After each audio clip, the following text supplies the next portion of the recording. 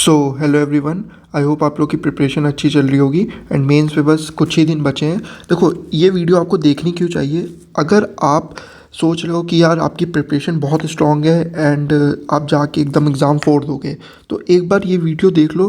क्या पता आपसे ऐसी कोई ब्लंडर ना हो जाए एग्ज़ाम में जिसकी वजह से आप पता चला जहाँ एग्ज़ाम में एक अच्छी पोस्ट लेने वाले थे आप आउट हो जाओ। देखो 2023 मेंस में ना मैंने ऐसा ही किया। आपको पता है मेरे प्री में जो स्कोर थे ना वो 170 के आसपास थे, ठीक है, लेकिन मेंस में मैं 300 स्कोर कर पाया आउट ऑफ 390। ऐसा क्यों? क्या इतना टफ पेपर आ गया था? क्या इतनी मुश्किल चीज़ें हो गई थी? नहीं, मैंने कुछ इतने ब्लंडर कर दिए थे ना कि उसने मेरे ना ऑलमोस्ट 20 to 25 मार्क्स ना कम कर दिए। समझ लो आप ब्लंडर किया है बहुत ज़्यादा। अब वही आज मैं अपनी मिस्टेक्स बताऊंगा ताकि शायद आप ये मिस्टेक्स ना रिपीट करो, और अगर आप गलती से भी ब्लंडर करने वाले होगे एग्ज़ाम में तो बच जाओ। देखो वीडियो को देख लेना, 10 मिनट की वीडियो होगी एंड आपका टाइम बिल्कुल वेस्ट नहीं होगा, ठीक है। चलो अब मैं अपनी मिस्टेक्स बताता हूँ। तो देखो मेरा स्कोर जो था ना मेंस में, मैथ्स में 65 था, रीजनिंग में आप देखोगे 82 था, इंग्लिश में 111 एंड जीएस में 42।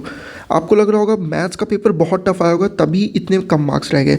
हाँ, मैथ्स का पेपर अगर मैं बोलूँ तो मॉडरेट था, बहुत टफ नहीं था, मॉडरेट था। लेकिन ऐसा मैंने पैनिक सिचुएशन कर दी जिसकी वजह से मैं इतना स्कोर कर पाया, जबकि मेरे प्री में 50 आउट ऑफ 50 थे। उसके बाद भी ओवर कॉन्फिडेंस कह लो। अब ये हुआ क्यों? देखो एक्चुअल में शुरुआत होती है ना जब लास्ट 15 दिन बचे थे मेरे पास मेंस के, लास्ट 15 डेज। तो क्या हुआ कि उस टाइम पे ना मैं मैथ्स के क्वेश्चन जल्दी सॉल्व कर ले रहा था मॉक में एज़ कम्पेयर टू रीजनिंग, क्योंकि उस टाइम मॉक वाले ना मैथ्स का पेपर इजी बना रहे थे एंड रीजनिंग का थोड़ा सा मॉडरेट। तो मुझे लग रहा था ना यार कि मैथ्स का पेपर तो मैं जल्दी सॉल्व कर लेता हूँ, तो मैं एक काम करूँगा, मेंस में मैं मैथ्स को पहले अटैम्प्ट करूँगा एंड फिर मैं रीजनिंग पे आऊँगा। जबकि मैंने पूरे साल कभी भी मैथ्स को पहले नहीं अटैम्प्ट किया था, मैं पहले रीजनिंग ही करता था। लेकिन मैंने लास्ट 15 दिन में, 15 दिन भी नहीं 10 दिन के अंदर मैंने स्ट्रैटेजी चेंज कर दी एंड उस स्ट्रैटेजी से मुझे मॉक में तो रिजल्ट मिलने लगे, क्योंकि मॉक में क्या था, मैथ्स का पेपर ईजी आता था तो मेरा टाइमली हो जाता था एंड फिर मैं रीजनिंग करने बैठ जाता था तो मेरे दोनों पेपर टाइमली हो जाते थे। लेकिन एग्ज़ाम डे के दिन क्या हुआ, आप में से जिसको याद होगा, सबसे पहले मैथ्स ही सेक्शन ओपन होता है। तो मैंने सोचा चलो यार मैथ्स करूँगा, ठीक। मैथ्स मैंने जैसे ही ओपन किया, फर्स्ट क्वेश्चन नहीं हुआ, सेकंड क्वेश्चन नहीं हुआ, थर्ड क्वेश्चन नहीं हुआ, फोर्थ क्वेश्चन हुआ लेकिन टाइम लिया। अब मैं हो गया पैनिक। अब मेरे माइंड में ये चलने लगा भाई पेपर बहुत टफ आ गया, पता नहीं कैसे करूँगा। मैं पहले से प्री अजम्पशन करके गया था भाई मैथ और रीजनिंग में तो मैं 180 आउट ऑफ 180 स्कोर करूँगा। एंड मैं जैसे ही मेरे से 4 क्वेश्चन नहीं सॉल्व हुए मैं पैनिक हो गया। अब उसके बाद मेरे को ना समझ नहीं आ रहा क्या करूं। फिर मैं इसी तरह 5, 6, 7, 8, 9, 10 मतलब 10 क्वेश्चन तक पहुंचा किसी तरह एंड मैंने 10 में से शायद 4-5 क्वेश्चन ही कर पाया।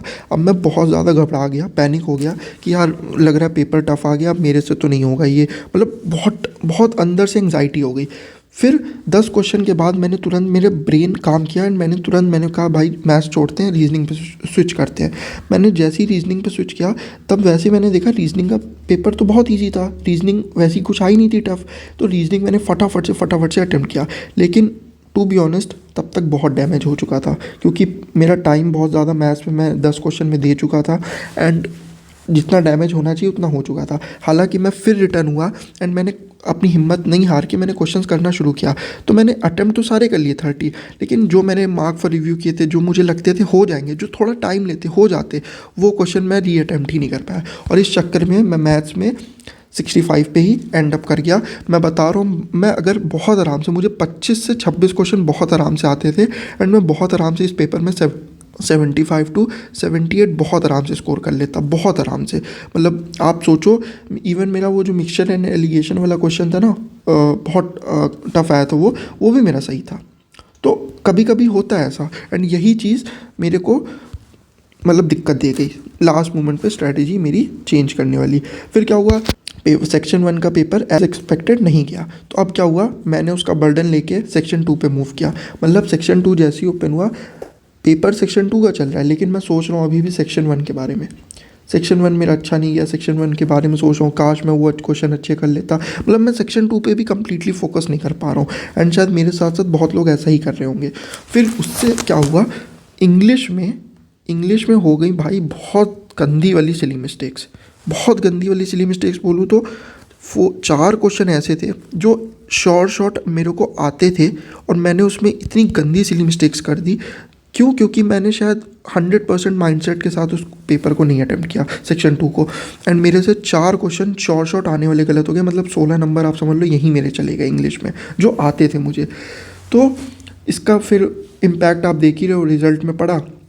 एंड मैं एंड अप हो गया इंग्लिश में 111 पे, सॉरी 135 की आती है इंग्लिश, ठीक है। मैं एंड अप हो गया 111 पे। एंड उसके बाद आपको पता ही है फिर एट द एंड हम जीएस में कितना भी अच्छा परफॉर्म कर लें, जीएस में हालांकि anything above 45 is a good score, ठीक है। तो जीएस में मैं 42 को बहुत गंदा स्कोर नहीं मानूंगा, ठीक ठाक स्कोर था।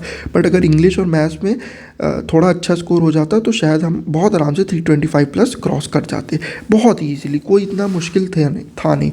बस क्या मेरी गलतियाँ थी जो मैं अगर समराइज़ करूँ तो पहली गलती, मैंने लास्ट मोमेंट में स्ट्रैटेजी चेंज कर दी, जो नहीं करनी चाहिए थी। मुझे अपने स्ट्रैटेजी पे स्टक रहना चाहिए था। सेकंड गलती एक मेरे से हुई, मैं प्री अज्यूम्ड माइंडसेट के साथ गया। प्री अज्यूम्ड माइंडसेट के साथ क्या कि मैथ और इंग्लिश में, मैथ और रीजनिंग में तो मैं 180 स्कोर करूँगा। अगर पेपर में 1-2 क्वेश्चन भी अप एंड डाउन हो गए, मान लो 2-3 क्वेश्चन भी अप एंड डाउन हो गए मैथ्स और रीजनिंग में, आपका कॉन्फिडेंस लेवल हिल जाएगा, क्योंकि आप पहले से अज्यूम करके गए थे 180 आउट ऑफ 180, लेकिन आप इसको एंड अप हो जाओगे कहीं 160 पे, 150 पे, ठीक है। तो ये चीज़ मत करना, प्री अज्यूम माइंडसेट मत करना, पेपर के हिसाब से टैकल करना। और अपनी स्ट्रैटेजी को अब चेंज नहीं करना, क्योंकि टाइम बहुत कम बचा। अब वो टाइम नहीं है कि तुम अपनी स्ट्रैटेजी को रिवाइज़ करो, ठीक है। सबसे थर्ड चीज़, अगर फॉर एग्जांपल पेपर 1 में थोड़ा ऊपर नीचे हो गया, हालांकि मैंने बताया है पेपर कैसे अटेम्प्ट करना है, लेकिन फिर भी फॉर एग्जांपल पेपर 1 में मतलब सेक्शन 1 में थोड़ा ऊपर नीचे हो गया, कोई दिक्कत नहीं। सेक्शन 2 अभी भी हाथ में, क्योंकि सेक्शन 2 अपने में सब 210 नंबर का है, 210 मार्क्स, जो बहुत है। अगर आपका सेक्शन 1 में मैं कह रहा हूँ बिगड़ भी गया, 150 भी रह गए ना, तो भी 210 नंबर में आप अगर बेस्ट टू बेस्ट परफॉर्म कर गए, बहुत आराम से अच्छी एक पोस्ट ले जाओगे। तो ये गलतियाँ मत करना लास्ट मोमेंट पे। अब देखो, यही सारी कुछ पॉइंट्स थे जो मुझे लगता है आपको पता होने चाहिए कि आपको ये सारी गलतियाँ नहीं करनी है, वरना अननेसेसरी आप ना अच्छा खासा प्रिपरेशन अपनी बर्बाद करोगे। देखो यार, मेरी प्रिपरेशन बहुत अच्छी थी, बहुत अच्छी मतलब बहुत अच्छी, बट लास्ट मोमेंट में ना वो जो माइंडसेट का जो गेम है वो मैं नहीं जीत पाया, एंड उससे मैं हार गया। तो इसलिए मैं 2023 में एंड अप नहीं हो पाया। हालांकि मैंने 2024 में ये सारी चीज़ों को मैंने इम्प्रूव कर लिया था, एंड बहुत एक मतलब अच्छा माइंडसेट के साथ प्रिपेयर करा था। बट ठीक है, इसमें इस बार लक ही नहीं साथ दिया, तो क्या कर सकते हैं, कोई दिक्कत नहीं। चलो ठीक है, आई होप आपको सारी चीज़ें क्लियर हो गई होंगी, एंड कोई डाउट्स अभी भी रह गए तो कमेंट सेक्शन में पूछ लेना। एंड ठीक है, बाकी ऑल द बेस्ट, एंड पूरी जान लगा दो। बस 20 दिन बचे हैं, जान लगा के पढ़ लो, ठीक है। कंप्यूटर में अगर कुछ आपको डाउट्स होंगे तो कंप्यूटर के लिए भी आप पूछ लेना। मैं आपके लिए कोशिश करूँगा एक और मैराथन वीडियो ले आऊँ कंप्यूटर में, ताकि आपका पूरा कॉन्सेप्ट रिवाइज हो जाए फिर से एक बार, ठीक है। तो मैं कोशिश करूँगा कि मैं इसी मंथ को एंड होने से पहले मैं ले आऊँ, ठीक है। थैंक यू, चलो बाय।